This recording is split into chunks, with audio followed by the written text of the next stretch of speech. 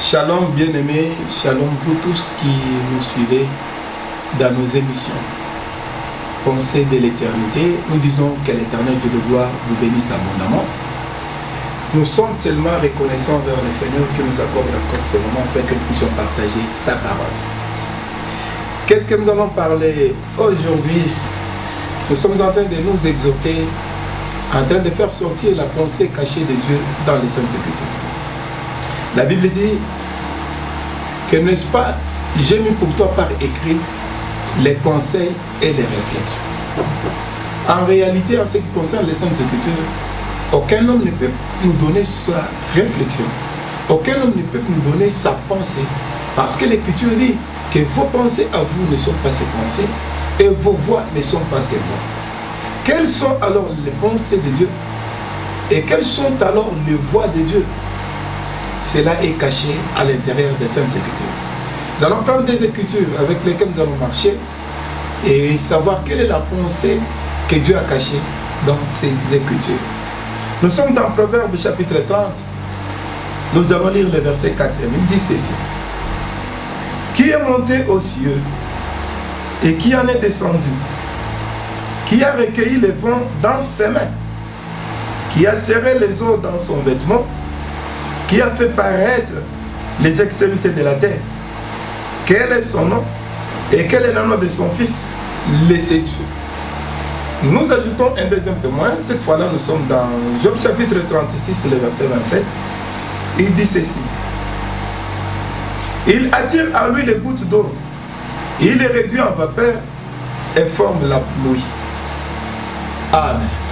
Bien-aimés, vous vous rendrez compte que l'Éternel est en train de parler ici en ce qui concerne une personne qui a fait des choses, mais que les hommes ne parviennent pas à comprendre. Parce que ce sont des choses que l'œil n'a pas vues, que l'oreille n'a pas entendues, qui ne sont pas montées au cœur de l'homme, mais ces choses sont ceux-là que seul l'Esprit de Dieu, qui sont les profondeurs de Dieu, peut expliquer. Qui est monté au ciel et qui en est descendu? Qui a recueilli les vents dans sa main? C'est qu'il y a une personne qui est montée au ciel et qui est descendue. Cet homme-là a recueilli les vents dans ses mains. Quel est le vent qu'il a recueilli? Lorsque j'ai lu les Saintes Écritures, je pars en Psaume, chapitre 104, le verset 4, la Bible nous dit ceci. Il fait de ses messagers des vents. En parlant, nous comprenons que celui qui a recueilli les vents dans ses mains, c'est celui qui a pris des messagers, il les a pris dans ses mains. Comment est-ce qu'il les a pris? Nous prenons Ephésiens chapitre 4. Nous allons le lire. Or, que signifie il est monté? Sinon qu'il est descendu dans les régions inférieures de la terre. Celui qui est descendu, c'est le même qui est monté au-dessus de tous les cieux, afin de remplir toutes choses. Il a donné les uns comme apôtres, les autres comme prophètes, les autres comme évangélistes, les autres comme pasteurs et les autres comme docteurs. Vous voyez que la question que Job s'est posée, cette question est répondue dans Éphésiens. C'est lui qui était monté, c'est lui qui était descendu. On parlait du Seigneur Jésus-Christ. Il a recueilli les vents dans ses mains. Quels sont les vents qu'il a recueillis dans ses mains? Mais ce sont les ministres de l'évangile. Il a fait les uns comme apôtres, docteurs, prophètes, évangélistes, pasteurs. Ce sont les vents qui sont entre ses mains. Il les a pris entre ses mains, ils sont à sa charge, c'est lui qui les guide. Aucun ne peut se tenir au-dessus de celui qui l'a recueilli. Or, celui qui est descendu, c'est le même qui est monté. Afin de remplir toutes choses. Qu'est-ce qu'il a rempli? Il a rempli les vents dans ses mains. Et ces vents qu'il a remplis deviennent maintenant un don qu'il donne à l'Église. C'est qu'un ministre de Dieu, un serviteur de Dieu, c'est un don que Dieu a donné à l'Église. Il ne vit pas pour lui-même, mais il vit pour les autres. Alors, vous allez voir que la question que Job s'était posée, cette question est répondue pour dire c'est lui qui était monté, c'est lui qui était descendu. Là, on parle de la personne du Seigneur Jésus-Christ qui est venu et a recueilli les vents. Il est monté avec ses vents, il les a chargés Et quand il les renvoie sur la terre, c'est un vent impétueux. Alors c'est pourquoi il fait de ses serviteurs, il se fait de ses messagers des vents. C'est-à-dire tout messager de Dieu doit être d'abord recueilli par Dieu et non pas par un homme. Et il se tient dans les mains de Dieu. Et c'est Dieu lui-même qui les guide. Il ne peut jamais se guider. Là, c'est la première partie. Qui a recueilli le vent dans ses mains? C'est que ici, Dieu, c'est lui qui fait la sélection du vent. C'est lui qui a recueilli ses serviteurs. Il les a mis dans ses mains. Cela veut dire, il les utilise. N'oubliez pas, quand le vent est entre les mains de Dieu, c'est la même chose, l'argile entre les mains d'un potier. C'est que la forme que le vent va prendre dépendra des mains qui l'ont pris. La forme d'un serviteur de Dieu dépendra du potier qu'il utilise. Et si le potier qui t'utilise, c'est un potier saint, c'est que toi aussi tu dois être saint. Si le potier qui t'utilise, c'est un potier juste, tu dois être juste parce que, vous le savez, l'argile ne peut pas prendre la forme différente de la forme de la pensée du potier. Vous allez voir un potier qui a fabriqué ce qu'on appelle l'arche. Ce potier-là, c'était Noé. L'arche, là, était dans sa pensée. Tout le temps, il marchait avec. Mais quand il a produit l'arche, lui, il est entré à l'intérieur de l'arche. Nous disons ceci. L'éternel Dieu de gloire se déplace sur les ailes du vent. Le vent a des ailes. L'éternel se déplace sur les ailes du vent. Alors, si le vent, c'est un messager, c'est que les serviteurs de Dieu, les ministres de l'évangile sont les porteurs, les déplaceurs de Dieu. Ils sont là pour faire déplacer Dieu. Partout où Dieu ne peut pas arriver, et ils les font déplacer. En dehors de Dieu, ils ne peuvent pas faire déplacer autre chose. Mais regardez aujourd'hui, les gens, au lieu de faire déplacer Dieu, ils sont en train de faire déplacer autre chose. Nous avons beaucoup de pratiques que les gens sont en train de faire véhiculer, en train de faire déplacer. Oh! Quand Dieu les a recueillis dans ses mains, c'était pour que lui puisse se déplacer sur leurs ailes. Il se déplace sur les ailes du vent. Alors j'aimerais dire ceci, que le vent a des ailes. Et les ailes du vent sont seulement deux. Nous avons quoi? Nous avons Ésaïe chapitre 8, le verset 20. À la loi et au témoignage. Si on ne parle pas ainsi, il n'y aura pas de la lumière pour les peuples. Nous savons ceci, les déplacements du vent fait déplacer celui qui monte sur le vent.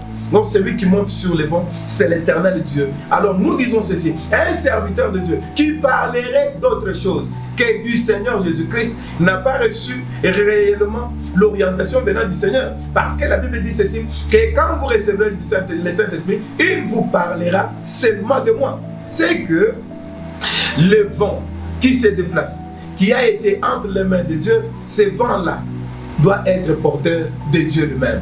C'est pourquoi, en prêchant l'évangile, on ne verra autre chose si ce n'est le Seigneur Jésus-Christ. Parce qu'il est écrit que dans le rouleau du livre, il est question de moi. Ah, ça c'était la première partie. La deuxième partie, j'aimerais que nous puissions comprendre encore un bon langage du Seigneur. Il dit, après avoir recueilli le vent dans ses mains, cela veut dire qu'il a choisi ses serviteurs et les a envoyés, il est monté sur ses serviteurs. L'Éternel fait quoi encore? Il serre les eaux dans son vêtement. Ah, Dieu a un vêtement où il serre les eaux. Alors nous voulons comprendre, les eaux c'est quoi? Et les vêtements c'est quoi? Nous prenons une écriture le plus vite possible. Ésaïe chapitre 40, le verset 15. Voici les nations sont comme une goutte d'eau d'un seau. Elles sont comme la poussière sur une balance. Voici, les îles sont comme une fine poussière qui s'envole. Prenons la première partie. Voici, les nations sont comme une goutte d'eau dans un seau. Ah, la Bible dit ceci, qu'il serre les eaux dans ses vêtements. Nous avons pris d'abord les eaux. Ici, on dit ceci, les nations sont comme une goutte d'eau. C'est que les nations sont en train de présenter l'eau. Mais la Bible dit ceci. Il attire à lui, là c'est là nous avons lu en Job, chapitre 36, le verset 27, il dit ceci, il attire à lui les gouttes d'eau. Ésaïe nous dit que les gouttes d'eau, ce sont les nations. Mais maintenant, nous voyons que Job dit ceci, qu'il attire vers lui les gouttes d'eau. C'est que les gouttes d'eau, cela veut dire les nations, Dieu les attire. Selon la loi, les nations étaient chassées. Vous allez vous souvenir que la loi était venue pour la maison d'Israël. Donc aucune nation n'était concernée. Mais par le travail du soleil, quand le soleil agit sur l'eau, la Bible dit ceci, il est réduit en vapeur. Après l'avoir réduit en vapeur, il l'amène vers le ciel et il fait tomber sur la terre sous forme de la pluie. Et par là, nous comprenons que le rassemblement des eaux au travers de la chaleur du soleil n'est rien d'autre que le travail du soleil sur les eaux. Et alors, si les eaux, ce sont les hommes, ce sont les nations, ce sont les peuples, ce sont les langues, et que le soleil, la Bible dit ceci, Psaume chapitre 19, verset 4 à 6, que le soleil est semblable à un époux. Il se réveille avec la joie d'un héros, il se lance dans la carrière et il se couche au soir aux extrémités de la terre, n'est-ce pas? Nous voyons par là que le soleil qui est un époux, c'est celui que l'apôtre Paul est en train de nous présenter, que je vous ai fiancé à un seul époux qui est Christ. Nous comprenons que le travail du soleil sur les hommes, c'est le travail du Christ, le travail du Seigneur. Sur qui? Sur les nations. Père des nations, un peuple qui lui appartient. C'est ainsi qu'il attire vers l'éternel. Il le fait devenir un peuple qui appartient à l'éternel au moyen du travail du soleil. Et le travail du soleil, c'est la prédication de la croix, c'est l'évangile, c'est la parole. Quand la parole vient, elle fait son travail sur les gouttes d'eau qui sont moi et toi et nous transforme en vapeur pour aller habiter dans les vêtements de Dieu. Or, les vêtements, dans ces vêtements, oui, il met réellement ces eaux, ces vêtements-là, c'est quoi? Ces vêtements, nous allons demander aux Écritures. La Bible nous dit ceci, lorsque l'Éternel Dieu de gloire est sorti avec les enfants d'Israël dans les déserts, en Égypte pour aller dans les pays promis plus tôt, il était avec eux, lui sous forme de la colonne de nuée. La nuée, c'était les vêtements qui portaient l'Éternel parce que l'Éternel n'était pas la nuée. Mais la nuée, c'était un vêtement qui portait l'Éternel. Mais regardez, quand le soleil fait son travail sur les eaux, ça veut dire sur les nations, il les transforme réellement en vapeur. Le but de la parole de Dieu, c'est de transformer le peuple, un peuple charnel, en un peuple spirituel. Il te fait partir de la nature de l'eau et il te donne la nature de la vapeur. Tu deviens spirituel. À ce moment-là, tu vas habiter dans les vêtements de Dieu qu'on appelle la nuée. Regardez, Jésus-Christ était une eau sur la terre. À sa résurrection, Actes des Apôtres, chapitre 1, le verset 9 jusqu'au verset 11, la Bible dit quoi?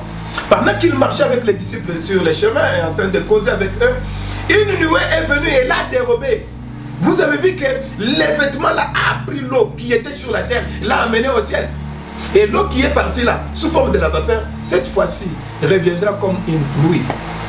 Ah, c'est ça l'écriture. Il fait quoi? Il rassemble le vent. Le but du vent, c'est de donner l'orientation. Le but du vent, plutôt, c'est de souffler sur un peuple. C'est pourquoi un prédicateur, en tant qu'un vent, il souffle sur le peuple pour lui donner la direction. Et pendant que le peuple prend la direction, en ce moment-là, le soleil, lui, qui est la prédication de la parole, l'époux par excellence, fait son travail sur l'eau, sur un peuple. Il les transforme et il l'amène à partir au ciel. Là, s'accomplit l'écriture qui dit que votre vie est cachée dans le lieu céleste en Jésus. Ici, c'est quoi? Mais c'est l'enlèvement de l'église. Quand Job est en train de parler de ça, lorsque Proverbe est en train de parler de ça, il expliquait l'enlèvement de l'église. L'enlèvement de l'église est fonction du vent qui a soufflé sur toi. Si le vent qui a soufflé sur toi, ce n'est pas le véritable vent, c'est que réellement, le soleil ne fera pas son travail sur toi. Il ne te transformera jamais de l'eau en vapeur. Si l'évangile ne parvient pas à transformer les peuples, et si l'évangile ne parvient pas à changer la vie des gens, sachez que ce qui agit, ce n'est pas le soleil. Mais ce qui agit, c'est autre chose. Bien-aimés dans le Seigneur, dans cette petite série où nous avons commencé avec les exhortations et des prédications bien résumées, c'est pour vous faire comprendre que les Écritures ne sont pas une pensée de l'homme, mais les Écritures, c'est la pensée de Dieu. Pour comprendre cette pensée, il faut comprendre le langage de Dieu. Dieu ne parle pas comme les hommes. Quand l'Éternel parle, les gens entendent comme si ce sont des tonnerres. Et les tonnerres, c'est quoi? C'est une parole non comprise. Et ce qui n'est pas compris doit être expliqué. Et quel était le tonnerre de ce jour? L'Éternel disait ceci, que l'Éternel Dieu, il est celui qui fait quoi? Il est celui qui recueille le vent dans sa main. Cela veut dire qu'il choisit ses serviteurs pour un but. Et les serviteurs, les messagers, Éphésiens chapitre 4 verset 11, avec le mouvement de celui qui est descendu et qui est monté, En descendant, il était venu recueillir le vent. En montant, il est parti avec le vent, afin de leur donner une puissance, une capacité d'être des vents impétueux. C'est pourquoi j'aimerais dire, un véritable serviteur de Dieu, un véritable ministre de l'évangile, c'est un vent impétueux. Il est là pour souffler, changer la direction de la vie des gens. Mais il n'est pas là pour être orienté, désorienté par qui que ce soit. Mais après ça, il y a quelque chose de très important, c'est que l'Éternel sert réellement de l'eau dans ses vêtements. J'ai dit que le vêtement de Dieu, c'est la nuée. C'est ce vêtement qui a transporté Dieu pendant que les enfants d'Israël sont sortis d'Égypte. C'est ce vêtement-là qui a transporté l'eau qui était sur la terre qu'on appelait Jésus pour aller avec lui au ciel. Et c'est ce vêtement-là qui viendra pour nous prendre conformément à 1 Thessaloniciens chapitre 4. Le verset 15, 16, 17, il dit ceci: car le Seigneur lui-même a un signal donné à la voix de l'archange, descendra du ciel. Bien-aimé, c'est ça, n'est-ce pas? Nous les vivants, nous serons transformés, n'est-ce pas? Les morts en Christ seront ressuscités. Nous les vivants, nous serons transformés et nous irons à la rencontre du Seigneur dans les airs. Là, ce sont les eaux qui sont serrées dans les vêtements. Mais pour que Dieu te serre dans les vêtements, il faut que le soleil, l'évangile, fasse son travail sur toi. Il te transforme. Mais si la transformation n'est pas encore manifestée en toi, sache que l'enlèvement, tu ne l'auras jamais. L'enlèvement, c'est le changement de gouttes d'eau dans la vapeur.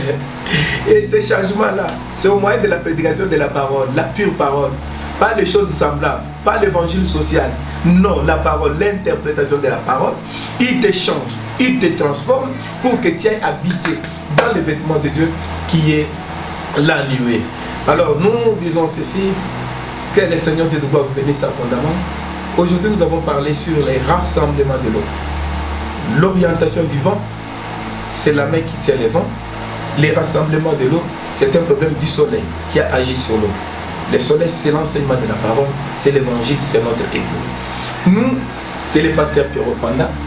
Pasteur Pierrot Panda, pasteur de l'Assemblée des rachetés à Lubumbashi, dans la République démocratique du Congo. Pour vos questions, pour vos suggestions et pour tout ce dont vous avez besoin que nous puissions faire pour vous, nous vous demandons de consulter ce numéro qui est en train de défiler au bas de votre téléviseur ou soit de votre chaîne YouTube. À partir de là, vous pouvez nous contacter. Soyez bénis du Seigneur, soyez réellement ces gouttes d'eau, ces nations-là qui sont transformées, qui ont quitté un peuple terrestre pour devenir un peuple céleste. Parce que l'eau, en tant qu'eau, ne peut pas monter si le soleil n'a pas fait son travail sur l'eau. Mais dès que le soleil fait son travail sur l'eau, l'eau est transformée en vapeur et il va partir dans son vêtement. C'est là où le Seigneur a dit, là où je suis, vous y serez. Lui, il est parti le premier comme étant la prémisse de l'eau changée en vapeur. Et nous, nous irons comme étant les peuples qui iront à la rencontre du Seigneur dans les airs. Aimer l'enlèvement, mais pour vivre l'enlèvement, il faut être transformé. C'est ça, les rassemblements des eaux. Que Dieu bénisse.